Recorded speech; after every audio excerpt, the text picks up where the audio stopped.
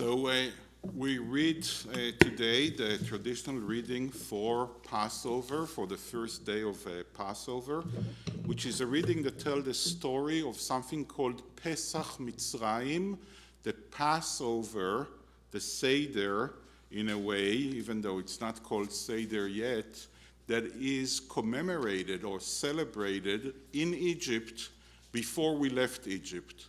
This is one of the weirdest things. I mean, if you thought that yesterday, doing the Seder over Zoom, being disconnected physically from our families and from our friends is weird, if you thought that having an apple on your table, literally meaning the Apple products that help us do FaceTime or Zoom with our families, that this is strange, can you imagine our ancestors celebrating the holiday of freedom, celebrating what we think is all about leaving Egypt, but they're still slaves in Egypt. They haven't gone yet.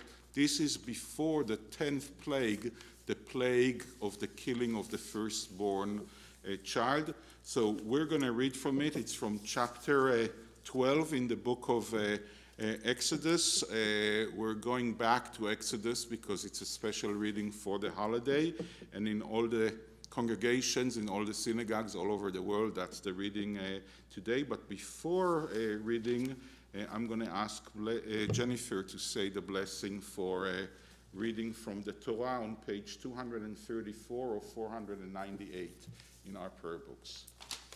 Baruch hu et Adonai hamvorach, Baruch Adonai hamvorach le'olam va'ed, Baruch atah Adonai, Eloheinu melech haolam, asher bachar banu mikol ha'amim, v'natan lanu et Torato, Baruch atah Adonai, noten ha'torah. Amen.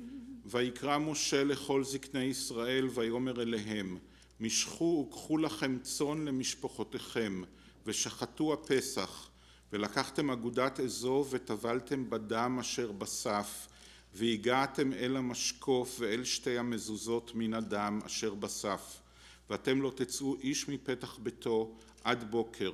ועבר אדוני לנגוף את מצרים, וראה את הדם על המשקוף ועל שתי המזוזות, ופסח אדוני על הפתח, ולא ייתן המשחית לבוא אל בתיכם לנגוף. ושמרתם את הדבר הזה לחוק לך ולבנך עד עולם, והיה כי תבואו אל הארץ אשר ייתן אדוני לכם כאשר דיבר, ושמרתם את העבודה הזאת. והיה כי יאמרו עליכם בניכם, מה העבודה הזאת לכם? ואמרתם זבח פסח הוא לאדוני, אשר פסח על בתי בני ישראל במצרים, בנגפו את מצרים ואת בתינו הציל. ויקוד העם וישתחוו. So the translation goes like that.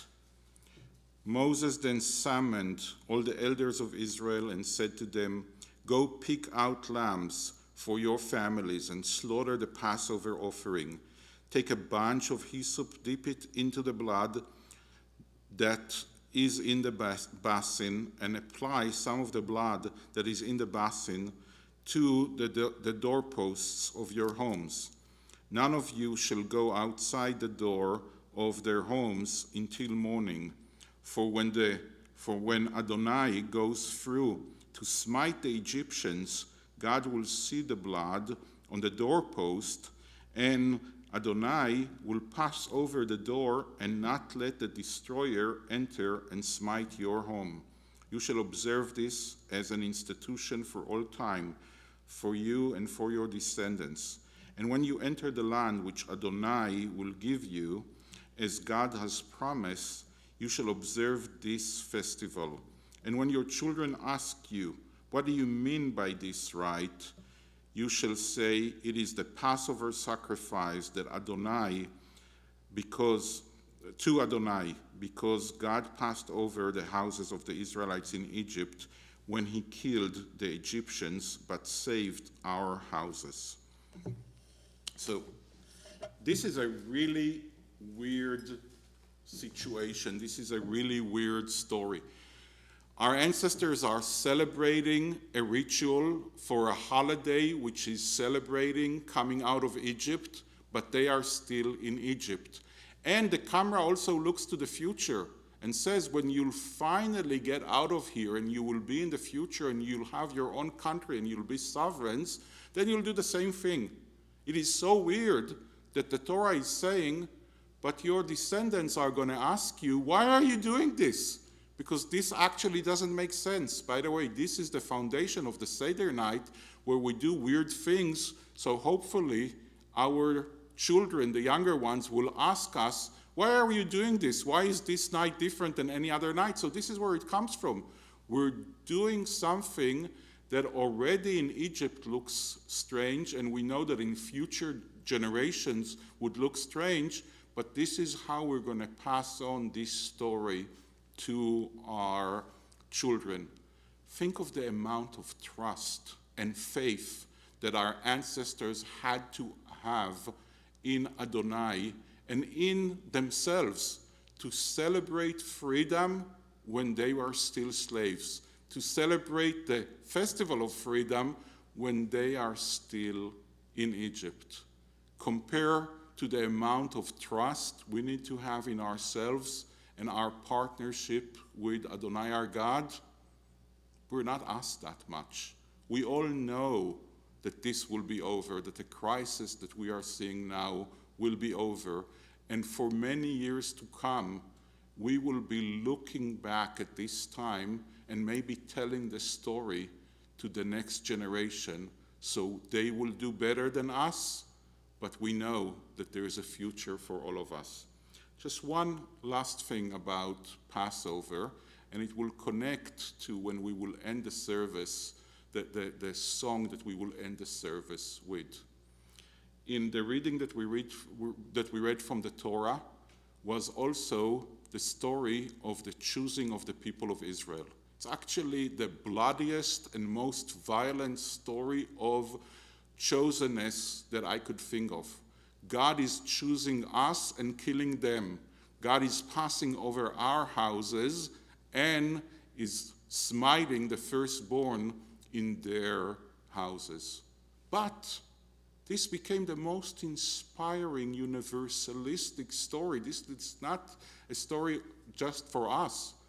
You know, for generations and generations, the Exodus from Egypt inspired everyone that was looking for freedom.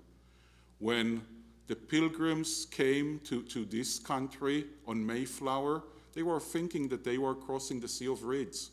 And the king of Britain to them was Pharaoh, and they were the Hebrews. This is why we have Goshen and Salem and Hebron and Bethlehem at every place here in America, which never made sense to me, coming from actually a country when the original places called Jerusalem and Salem and Goshen and all that are there. And this has inspired after that the slaves that they had to sing, "Let my people go." So this message should inspire us when we know that we will go out of our crisis this year. Let's say the blessing after reading from the Torah.